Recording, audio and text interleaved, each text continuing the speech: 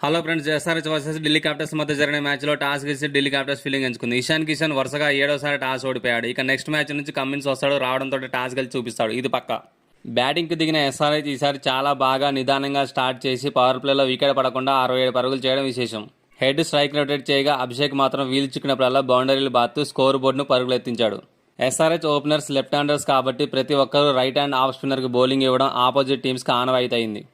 Abhishek last మ్యాచ్లో ఈ మ్యాచ్లో వాళ్ళకి గట్టిగా బుద్ధి చెప్పాడు. అభిషేక్ దెబ్బకి నితీష్ రాణా 4 ఓవర్లోనే 55 పరుగులు సమర్పించుకున్నాడు. ఇంకోసారి స్పిన్నర్లకు ఇవ్వకుండా హెచ్చరికలు పంపాడు. ఎప్పుడు 20 కంటే తక్కువ బంతుల్లోనే హాఫ్ సెంచరీ చేసే అభిషేక్ ఈసారి మాత్రం హాఫ్ సెంచరీ చేయడానికి 25 బంతులు తీసుకున్నాడు.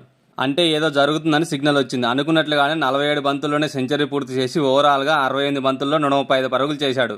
ఇందులో 10 4లు 10 6లు ఉన్నాయి. ఇతనికి ఇషాన్ 13 బంతుల్లో 25 పరుగులు చక్కటి సహకారం అందించాడు. కొద్దిసేపటికే ఇషాన్ దురదృష్టం కొద్ది రన్అట్గా వెనుదిరిగాడు. తర్వాత క్లాస్ అయిన 13 బంతుల్లో 3 4లు 3 6లతో 37 పరుగులు చేసి మెరుపులు మెరిపించాడు. మొత్తంగా 20 ఓవర్లలో 242 పరుగుల భారీ స్కోర్ నమోదు చేసింది. 243 పరుగుల భారీ లక్ష్యంతో దిగిన ఢిల్లీ క్యాపిటల్స్ కి ఎస్ఆర్హెచ్కి ఇంపాక్ట్ ప్లేయర్గా వచ్చిన దిల్షాన్ మధుశంకర్ పవర్ ప్లేలోనే అద్భుతమైన బౌలింగ్ చేసి నిస్సాంకన్ అవుట్ చేశాడు.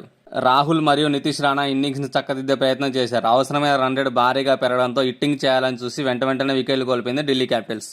మొత్తంగా 20 ఓవర్లలో 9 వికెట్ల నష్టానికి 195 పరుగులు చేసి 47 పరుగుల తేడాతో ఓటమి పాలైంది. దీంతో ఎస్ఆర్హెచ్ పాయింట్ల పట్టికలో 3వ స్థానానికి ఎగబాకింది. ఈశాన్ మలింగ 4 వికెట్లు తీయగా హర్షద్ దుబే 3 వికెట్లు, షకీబ్ హుస్సేన్ మరియు మధుశంక 1 వికెట్ తీశారు. 135 పరుగులు చేసిన Abhishek player of the match award గెలుచుకున్నాడు. నెక్స్ట్ మ్యాచ్లో కమిన్స్ రాబోతున్నాడు. ఎవరిని పక్కకు పెట్టాలో కామెంట్ చేయండి ఫ్రెండ్స్.